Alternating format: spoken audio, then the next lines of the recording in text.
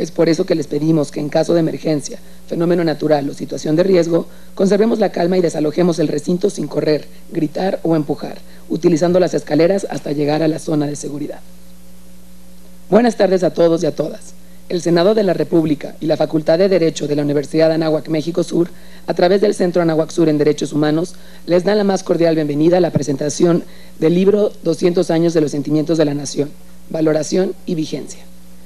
El Senado de la República propuso que 2015 fuera el año dedicado al siervo de la nación, don José María Morelos y Pavón, y qué mejor manera de conmemorarlo que mediante un libro que valore las aportaciones de la obra cardinal de Morelos, Los sentimientos de la nación. Por este motivo, el Centro Anáhuac Sur en Derechos Humanos de la Facultad de Derecho convocó a especialistas en el México colonial a que reflexionaran sobre la vigencia de los sentimientos de la nación, texto fundacional de constitucionalismo mexicano, y con ello aportar a la construcción de la cultura cívica nacional. Antes de dar inicio, me permito presentar a las autoridades que nos acompañan esta mañana como parte del presidio. Senador Roberto Gil Suart, presidente del Senado.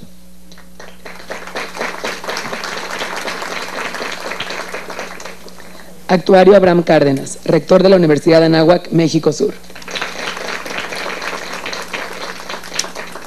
Doctora Valeria López Vela, coordinadora del Centro Anáhuac, México Sur en Derechos Humanos. Maestro Luis Enrique Pereda Trejo, director de la Facultad de Derecho de la Universidad de Anáhuac, México Sur. Bienvenidos todas y todos. Muchas gracias por acompañarnos.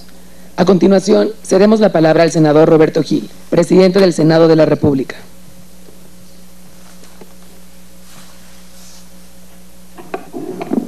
Muy buenas tardes tengan todas y todos ustedes. Sean ustedes bienvenidos al Senado de la República. Es un gusto auspiciar esta tarde la presentación de esta obra, 200 años de los sentimientos de la nación, valoración y vigencia, una obra colectiva que nos permite recordar quizá uno de los documentos fundacionales del constitucionalismo mexicano, uno de los documentos centrales de la historia del derecho constitucional, pero también uno de los instrumentos políticos más relevantes de la historia de la formación del Estado mexicano y también de la nación mexicana.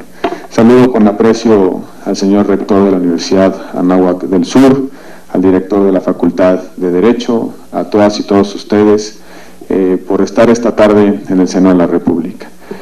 Siempre es difícil hacer una presentación de un libro tan rico como este, y sobre todo cuando se trata de una obra colectiva, porque uno tiene la tentación de enfocarse en alguno de las aportaciones, de las contribuciones, e incluso polemizar con alguna de ellas, o bien dar algunas pinceladas generales sobre lo que significan y el aporte que hace una obra de reciente aparición.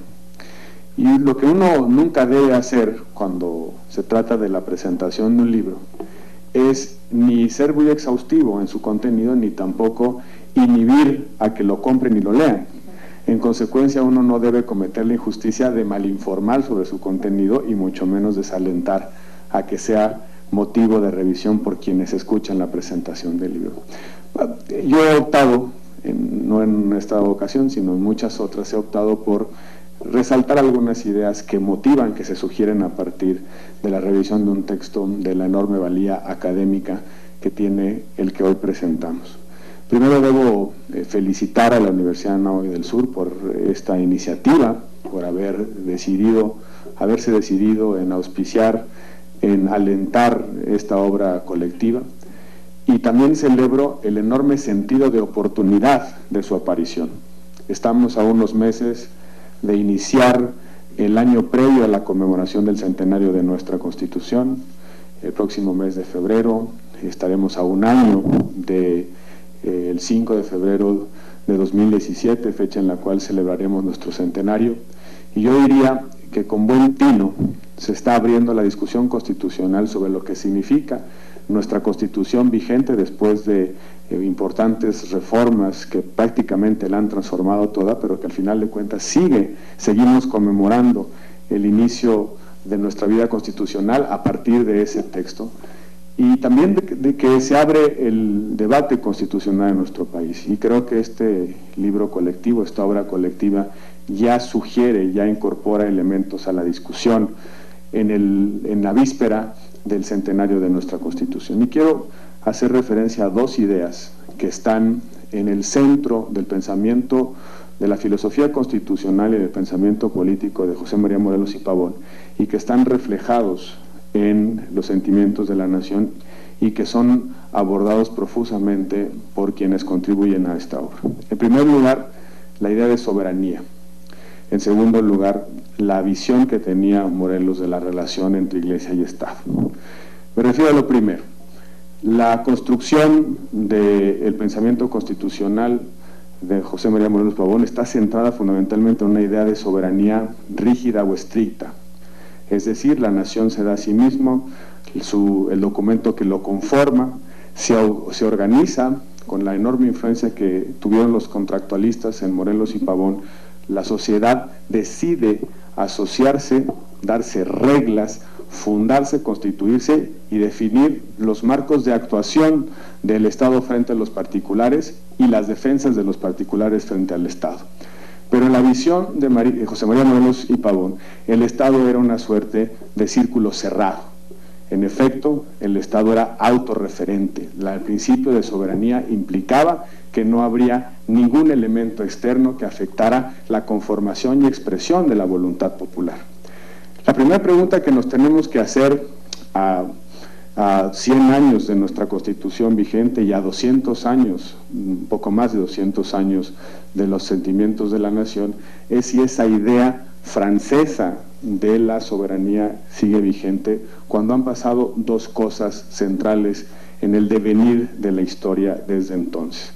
La primera, un hecho político-social, fundamentalmente económico, la globalización, la mundialización, como se dice desde cierto lenguaje humanista, la mundialización ha provocado la deslocalización de los centros de poder.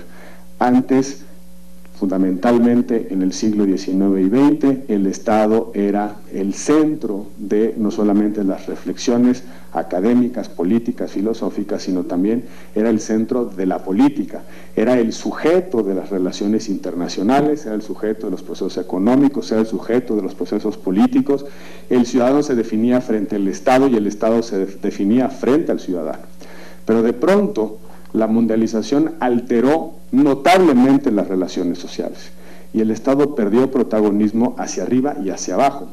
Hacia arriba, frente al concierto internacional, frente a sus pares y sobre todo frente a sistemas internacionales que tenían sus propias reglas, que tienen sus propias reglas y que de alguna manera le expropiaron facultades, funciones al Estado.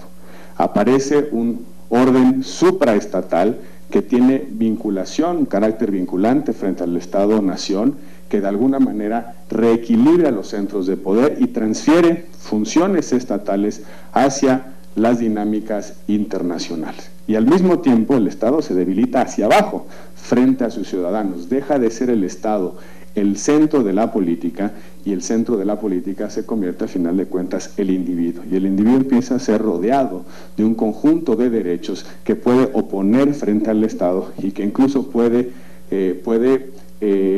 provocar que el Estado ceda terreno frente a los individuos. Y al mismo tiempo, como parte del desarrollo constitucional y específicamente del desarrollo internacional del derecho, los sistemas jurídicos, destacadamente el nuestro a partir de la reforma de 2011, fueron sistemas originalmente configurados como sistemas cerrados. Los que hemos estudiado derecho seguramente recordaremos aquella imagen de la pirámide kelseniana en la que en el vértice de la pirámide está la Constitución, por arriba nada ni nadie, y al final, y desde ahí se van articulando las normas y los actos jurídicos, pero no había nada detrás de la Constitución o por arriba de la Constitución. Recordarán ustedes el debate entre Kelsen y Hart sobre cuál era el fundamento de validez de la Constitución. Kelsen decía es una situación de hecho, la capacidad de algunos de imponer la coacción. Hart le contestaba no, hay una suerte de principio ético de reconocimiento de la validez de esa Constitución que justamente provoca, consentimiento otra vez, la vieja idea de soberanía, que provoca que nosotros los ciudadanos nos adhiramos a una norma jurídica que tiene carácter prevaleciente. En ese debate el sistema jurídico era cerrado, nada ni nadie sobre la Constitución. Un día un profesor de teoría del derecho nos dijo a Luis y a mí en clase que que aunque Dios se revelara material y físicamente, no podía, bajo ninguna circunstancia, reinventar el principio de soberanía de la Constitución. ¿Por qué? Sobre la Constitución nada y nadie, ni aún en ese extremo que Dios se revelara de manera material, aún así seguiría vigente el principio de que sobre la Constitución nada ni nadie. Pero si ustedes se fijan, prácticamente en ningún Estado-nación ese viejo principio de los sistemas jurídicos cerrados sigue vigente. Hoy hay un conjunto de órganos, hay un conjunto de procedimientos, hay un orden jurídico supraestatal, el internacional, que ha generado que ciertas decisiones que no se toman dentro de los órganos estatales, que no adoptan los órganos estatales, modifican, extinguen situaciones jurídicas dentro del Estado-nación frente a un individuo donde el Estado ni siquiera forma parte de manera directa, sí de manera indirecta, en la medida en la que dio su voluntad o expresó su voluntad en la suscripción de esos mecanismos internacionales. Y destacadamente, decía yo, después de la reforma de 2011, nuestro sistema jurídico se abrió, es decir, la pirámide se rompió desde su vértice. Y en efecto, no todos los contenidos del derecho son los que emanan de la Constitución. Hay unas normas supranacionales que tienen aplicación directa, aun cuando entren en franca contradicción con la Constitución, y sobre todo que pueden ser aplicadas en un caso concreto con independencia de que los escalafones de la pirámide se materialicen en dinámica, es decir, sin tener que pasar por la legislación, por la expresión del poder democrático y representativo o por la actuación de los órganos ejecutivos vía la facultad reglamentaria, sino que en la casuística judicial pueden ser utilizados como el parámetro de referencia para la resolución de un conflicto. En consecuencia, la vieja pirámide cerrada se invierte. Y ahora tenemos una pirámide invertida, donde el cielo está abierto a una panorámica de normas nacionales, internacionales, de resoluciones de órganos internacionales, pero que se cierra al final de cuentas en el último acto de aplicación de la norma individualizada. En consecuencia, la vieja idea presente en los sentimientos de la nación sobre la soberanía ha quedado profundamente desdibujada. Y la pregunta es, ¿sigue siendo soberano el Estado-nación? Los órganos a través de los cuales se expresa la soberanía, la podemos seguir entendiendo como entendíamos la soberanía en el siglo XIX, en el siglo XX, como aquel principio de concentración y monopolio del poder coactivo, el más fuerte de los poderes en cualquier expresión dentro de un territorio frente a un grupo específico de ciudadanos. Me parece que esa idea de soberanía tiene que ser revisada y que justamente reencontrarnos con el viejo concepto decimonónico de la soberanía puede ayudarnos a encontrar nuevos marcos de entendimiento de ese principio. El segundo, la segunda idea que me parece relevante para rescatar o que sugiere la revisión de los sentimientos de la nación es la relación Iglesia y Estado. Venimos de una tradición en la que hay una franca separación entre la Iglesia y el Estado, la tradición que sobre todo se instala después de los conflictos del siglo XIX entre liberales y conservadores, pero destacadamente en los primeros años del siglo XX con la persecución de la Iglesia católica por parte del régimen postrevolucionario. De ahí derivamos esa idea de que religión y política debían de estar, religión y política y Estado debían estar en trincheras separadas, en banquetas claramente delimitadas, donde no hay un solo puente que los cruce. Bajo esta lógica, la neutralidad del Estado frente al hecho religioso se garantizaba a través de esa suerte de divorcio, como el mundo terrenal y el mundo divino son dos cosas absolutamente diferentes. La forma de mantener las cosas en paz es que cada quien esté por su lado. Pero si ustedes se fijan en los sentimientos de la nación, hay una idea activa, hay una idea positiva del laicismo y de la neutralidad de la neutralidad del Estado frente al hecho religioso. Morelos creía que la religión podía aportar, estamos hablando de pleno siglo XIX, que la religión podía aportar un marco de referencia valorativo para el funcionamiento del Estado, para el ejercicio de la política, diríamos en términos modernos, pero sobre todo para las dinámicas jurídicas, es decir, para los procesos de interpretación y aplicación del derecho. Cuando Morelos dice en varias partes de sus Sentimientos de la Nación que que la religión puede sostener, usa esta expresión, puede sostener a la nación, lo que está tratando de sugerir desde mi perspectiva es que los hechos religiosos, en plural, pueden aportar buenas razones éticas al funcionamiento de una sociedad. Y en consecuencia, esa vieja idea del laicismo radical, en el sentido de que la religión amenaza a la política y la política amenaza a la religión, puede ser revisitada desde este contexto. ¿Cuál contexto? Un contexto, a mi juicio, moderno de los vínculos entre religión y política. Y ese vínculo moderno tiene que ser por la vía de la participación, o mejor dicho, de la aportación del hecho religioso a las dinámicas sociales. Si nosotros pensamos a la política, al funcionamiento del Estado, al orden jurídico, como una actividad humana que cuando se desdobla busca encontrar razones fuertes, razones que puedan ser compartidas por otros, razones que motiven la acción humana, la religión o los hechos religiosos, de nueva cuenta en plural, pueden ser esas razones que aporten decisión o que aporten voluntad, sentido, dirección, orden a las dinámicas sociales. Y creo que en el siglo XXI debemos pensar seriamente en la aportación que tienen los hechos religiosos sobre las dinámicas sociales. Yo no creo que los hechos religiosos pongan en juego la identidad del Estado, que amenacen la integridad del Estado. Al contrario, si en cada hecho religioso hay un conjunto de valores que inspiran y nutren las propias conductas, cuando esos hechos religiosos alimentan las dinámicas sociales, una sociedad puede ser más justa si y solo si se aplican, como diría Rawls, dos principios.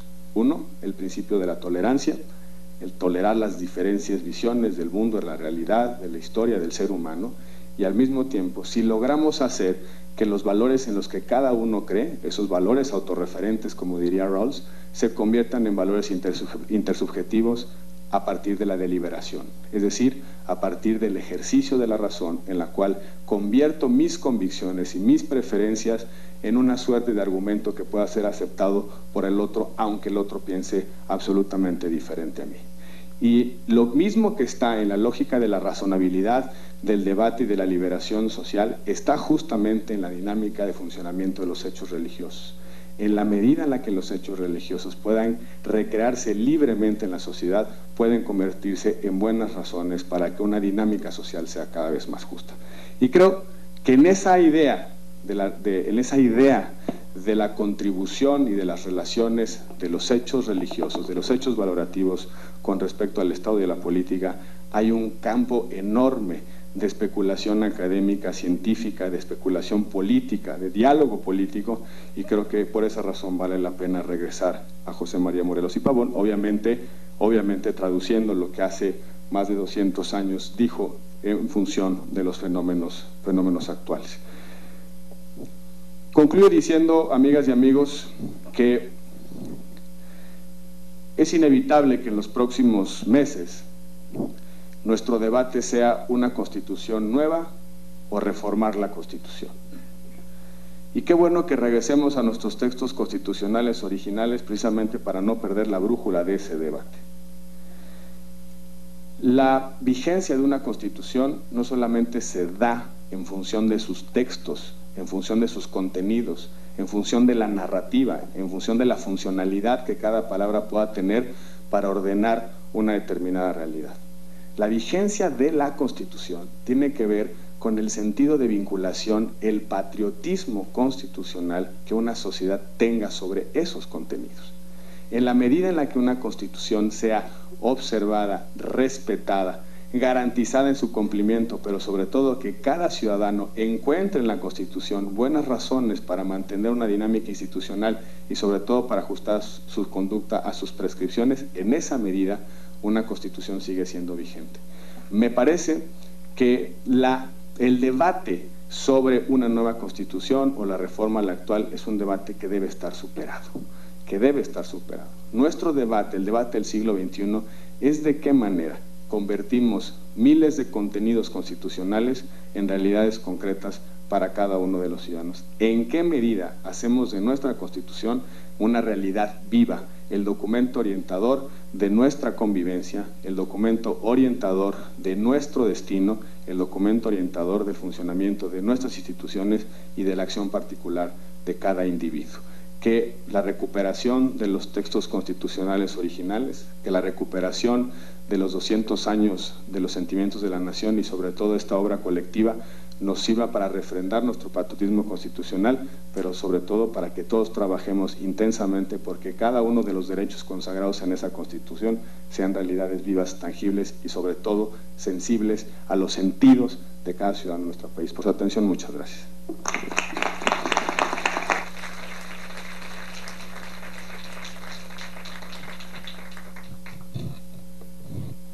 Muchas gracias, senador Gil. La comunidad académica, profesores, investigadores y alumnos de la Universidad Anáhuac México Sur apreciamos sus palabras. Asimismo, le agradecemos su apoyo para poner a la academia al servicio de nuestro país. A continuación, cedemos la palabra a la doctora Valeria López Vela, coordinadora del libro que hoy presentamos. Muchas gracias. Senador Roberto Gil, presidente del Senado de la República. Actuario Abraham Cárdenas, rector de la Universidad Anáhuac México Sur. Maestro Luis Enrique Pereda, director de la Facultad de Derecho de la Universidad Anáhuac México Sur. Amigos todos. Los gobetlatolis, o dichos de los viejos, conservan la sabiduría de los antiguos mexicanos.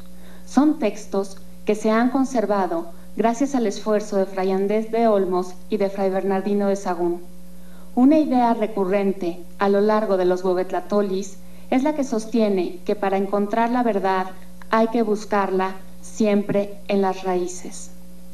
A la luz de esta idea, la Facultad de Derecho, a través del Centro Anáhuac México Sur en Derechos Humanos, convocó un coloquio sobre los 200 años de los sentimientos de la nación, en el que juristas, historiadores del derecho, filósofos y sociólogos nos dimos a la tarea de valorar contextualmente el impacto de los sentimientos de la nación y dimensionar la vigencia que podría tener en el siglo XXI en nuestro México. Fruto de dicho coloquio es el libro que hoy presentamos y que partió de la premisa de que para comprender a México hay que explicarlo desde México, desde las raíces fundacionales que han construido tanto a nuestro Estado como a nuestra nación. José María Morelos y Pavón es una figura fundamental en la historia mexicana, que a veces ha sido opacada por la imponente estampa del padre de la patria, pero que en muchas otras ocasiones ha sido sostenida con la fuerza que acompaña su condición de militar, que sin lugar a dudas fue ennoblecida por los sentimientos de la nación. Morelos puede entenderse lo mismo como ideólogo que como estratega. En ambos casos, estamos frente a un personaje clave de la independencia de nuestro país. Por ello, es justo preguntarnos en qué sentidos y hasta qué punto los sentimientos de la nación, texto cordial del pensamiento morelense, son proyecto, por un lado, de la construcción de un Estado y, por otro, materia prima desde la que se construirá la nueva nación, pues sin ellos ni la patria ni el país serían posibles. Ser mexicano es algo que ocurre de muchas maneras en un mismo territorio. El Estado mexicano es la institución que organiza la convivencia de aquellos que compartimos patria, aunque no siempre nación. Los sentimientos de la nación dieron pie a estructuras legales y a fuertes pilares culturales y de comprensión de la realidad. El mismo nombre da cuenta de que Morelos se encuentra como núcleo aglutinador para el nuevo proyecto de nación una serie de sentimientos compartidos y que desde ellos piensa se debe ordenar el nuevo Estado. La nación y los sentimientos en los que descansan han de ser, piensa Morelos, el quicio desde el que gire el Estado. La vigencia de los sentimientos de la nación radica en ser la primera fotografía identitaria de la patria mexicana, a veces más como destino, a veces más como condena. Otro punto de vigencia de los sentimientos de la nación está en insistir en que el Estado debe servir a la nación utilizando esta imagen no como proyecto político, sino como radiografía del México que hubo y del México que hay, para transformarlo, para mejorarlo, para dejarlo crecer, para no repetir los errores del pasado. Los esfuerzos por reconstruir la identidad del mexicano son tanto proyectos políticos como proyectos patrióticos.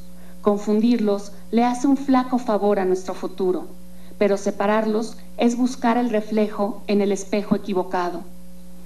200 años de los sentimientos de la nación, valoración y vigencia es un libro multidisciplinario que incluye a renombrados académicos de universidades públicas y privadas, nacionales e internacionales, que se aleja del canon y de las interpretaciones conocidas para desde una mirada fresca comprender al texto morelense como el texto fundacional del constitucionalismo mexicano. Los sentimientos son, pues, la semilla que años más tarde daría lugar a las primeras leyes que han sostenido a nuestro Estado. No hay nada más valioso para un académico que sus ideas y sus argumentos.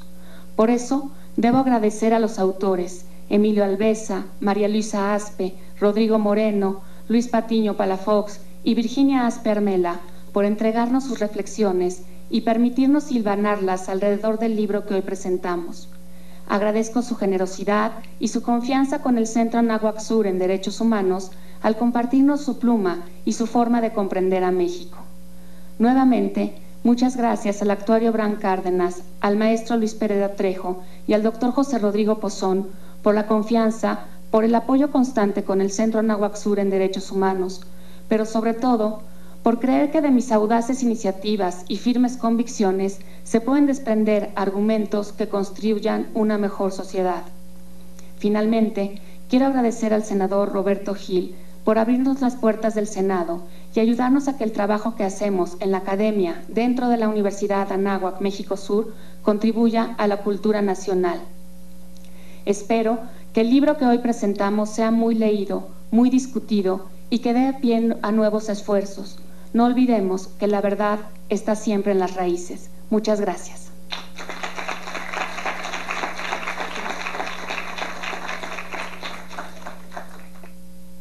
Muchas gracias, doctora Valeria. Que este esfuerzo contribuya a la construcción del México que necesitamos, un México que desde sus raíces mire hacia el futuro. Felicidades por la publicación. A continuación, cedemos la palabra al maestro Luis Enrique Pereda Trejo, director de la Facultad de Derecho de la Universidad de Anáhuac, México Sur. Muchas gracias, buenas tardes. Es un honor para mí estar aquí el día de hoy. Como abogado, el Senado de la República representa para mí mucho más que una institución del Estado. Es, por supuesto, el recinto donde se construye una de las materias primas de mi profesión, las normas jurídicas. Y además, estar acompañado por importantes autoridades públicas y universitarias, se podrán imaginar mi emoción. Muchísimas gracias. Agradezco profundamente la hospitalidad y generosidad del presidente del Senado, el senador Roberto Gil, de quien, como toda figura pública con una muy importante trayectoria de servicio, se pueden decir muchas cosas y existen muchas opiniones. Pero lo que creo que es incuestionable es que él es un claro punto de referencia de entrega y talento, tanto jurídico como político. Muchísimas gracias, senador. También agradezco la presencia del rector de la Universidad Anáhuac México Sur, quien con claro liderazgo y visión de futuro está guiando el talento y dedicación a la educación universitaria de todos los que trabajamos en la Universidad Anáhuac México Sur, logrando en muy poco tiempo fijar rumbo hacia nuevos niveles de excelencia, calidad académica acreditada y formación humana. Muchísimas gracias, rector. Por supuesto también a la doctora Valeria López, muchísimas gracias por tu inteligencia, por tu entrega, pero sobre todo por tu curiosidad para saber cómo salen adelante nuevos proyectos. Por favor, sigue con esa curiosidad. Damas y caballeros del público, algunos de ustedes me han preguntado por qué una facultad de Derecho de una universidad privada dedica tiempo y recursos al estudio de un documento político con más de 200 años de antigüedad, un documento que no se convirtió en texto constitucional vigente. ¿Por qué dedicar dinero a este proyecto y no a la construcción de, por ejemplo, nuevas salas de juicios orales, ahora que está próxima a terminar la vacatio legis de la más ambiciosa reforma en materia procesal penal de los últimos 50 años? Bueno, La respuesta a esa pregunta está en la pregunta misma. Somos la Facultad de Derecho de una universidad, no la escuela de Derecho de un instituto, y esta realidad debe de ser más profunda que la simple gramática. Debe de notarse en lugares más profundos que las simples tarjetas de presentación de sus directivos. Opino que ser Facultad de Derecho de una universidad como la Anáhuac del Sur implica buscar la verdad a través del conocimiento. Implica tomar ideas conocidas y desfragmentarlas solo para ver y analizarlas desde una perspectiva diferente. Ser Facultad de Derecho de la Universidad Anáhuac México Sur implica hacerse preguntas inéditas en lugares desconocidos. Implica tomar textos políticos fundacionales de una nueva res pública y verificar y revalorar su vigencia. Ser Facultad de Derecho es reconocer la obra de uno de nuestros padres fundadores y leerlo desde la óptica del entendimiento político de Ogaño. Creo que las personas físicas y jurídicas deben de prestar atención a sus orígenes. Saber quiénes son nuestros padres o, en el caso de las personas jurídicas, sus fundadores, nos es relevante en más de un nivel. ¿Por qué tendría que ser diferente cuando hablamos de un país? ¿Por qué una república debería asumirse como producto de la generación espontánea y no como la sedimentación de visiones políticas, a veces colectivas, a veces democráticas, casi siempre incompletas? ¿Por qué tendríamos que asumir que todo está dicho y escrito en respecto al documento Sentimientos de la Nación? Como abogado y profesor de Derecho Constitucional, me niego rotundamente a creer que el constitucionalismo mexicano es la simplona suma de la Declaración de Derechos del Hombre y del Ciudadano de 1789 y la Constitución de Estados Unidos de 1787. Franklin, Jefferson, Bolívar o Martí no son los únicos ejes alrededor de los cuales gira el entendimiento continental del concepto de nación. En la Universidad Anáhuac México Sur estamos igualmente decididos a combatir por momentos infravalorada cimentación jurídico-política de lo mexicano o a cegarnos ante el falso resplandor de extranjerismos exóticos. Queremos llegar a nuestras propias conclusiones. En otras palabras, queremos vencer el mal del perjuicio ideológico con el bien del conocimiento al servicio de la patria y de la persona humana. Y es por eso que hemos hecho este libro y haremos como universidad muchos más. Otra pregunta que algunos de ustedes me han hecho es ¿por qué presentar el libro en el Senado y no hacerlo en el propio campus, donde fue concebido y muchas veces escrito y revisado? Bueno, creo que la palabra política ha perdido mucho de su significado y ha sido denigrada a sinónimo de corrupción, tráfico de influencias y cargos públicos para beneficio personal. Pero el verdadero sentido de la política es más grande. Y definitivamente la trayectoria del senador Roberto Gil sirve para ilustrar este concepto más grande. Sí, efectivamente la política es discusión, sí, también es disenso, pero también es construcción de acuerdos, es defensa y protección del bien común, es crear instituciones, es enfrentar una situación social adversa y sustituirla a través de señorío, ensoñación, creatividad, en un mejor escenario para las mayorías, sin detrimento de la dignidad de las minorías. La guerra de independencia fue sin duda uno de esos momentos donde el punto honor de la política cobró vigencia y dio forma a los documentos que nos dieron patria, entre ellos, por supuesto, los sentimientos de la nación. Morelos quería pasar de una situación política a un régimen político. El trabajo del Senado creo que es cerciorarse de que el legado de nuestros padres fundadores siga aquí. Aportar ideas para esa discusión es un privilegio y una obligación de toda facultad de Derecho, de toda universidad. Y por eso presentamos ese libro aquí. Muchísimas gracias a todos.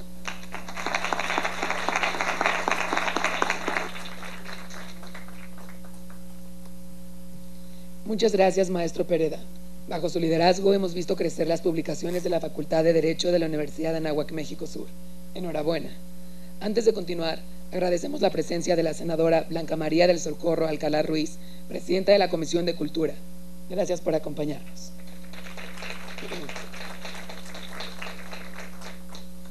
Finalmente, para cerrar con broche de oro esta presentación, cedemos la palabra al actuario Abraham Cárdenas, rector de la Universidad de Anáhuac México Sur. Senador, mi gratitud en nombre de toda la comunidad universitaria por recibirnos, y también por su tiempo, su dedicación y el interés que ha puesto en esta obra.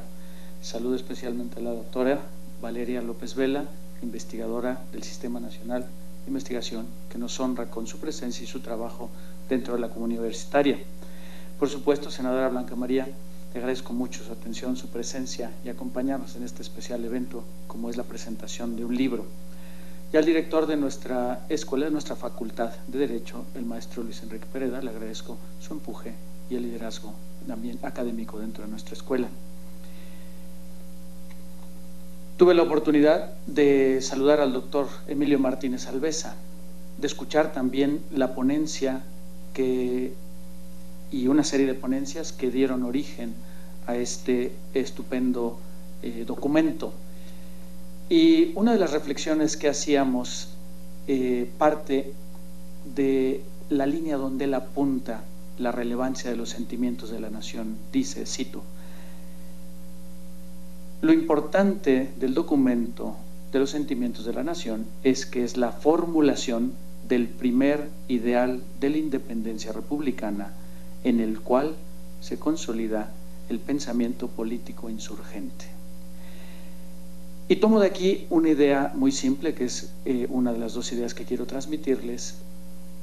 Esto para nosotros, en términos de la Universidad de Anáhuac México Sur, es el repensamiento de una nación. Nosotros llevamos 3 años haciendo un ejercicio que hemos nombrado repensar la universidad. Partir de las grandes preguntas a la esencia de la misión y la identidad de nuestra universidad. El Siervo de la Nación lo que hace es precisamente un ejercicio similar, pero sobre la identidad de la nación. Y es completamente vigente. ¿Por qué? Porque en primer lugar trata, analiza y va a fondo en la pregunta antropológica. Para nosotros en una universidad es ¿quién es el alumno a quien enseñamos? Para él es ¿quién es el ciudadano? ¿Quién es el nuevo mexicano?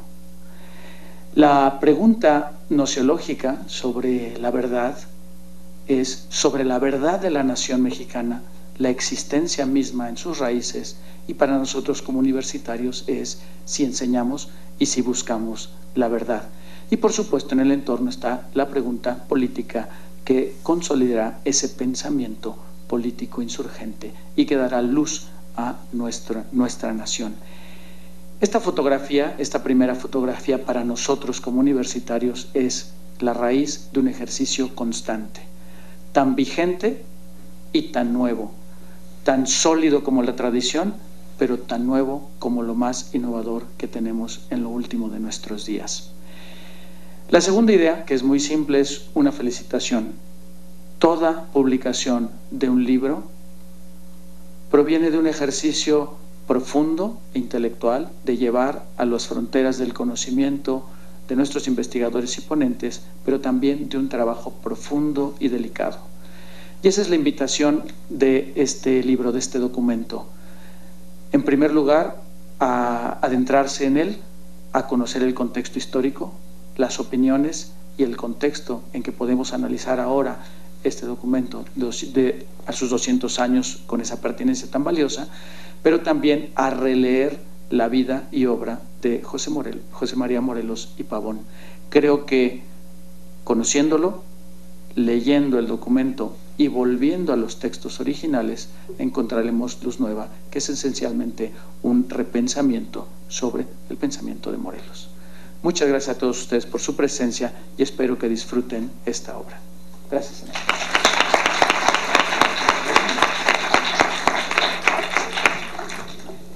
Muchas gracias, actuario. Sus palabras enmarcan el sentido del libro y del rumbo que debe tomar la Academia Mexicana. Con estas palabras damos por terminada esta presentación del libro, no sin antes agradecer su presencia. Muy buenas tardes a todos.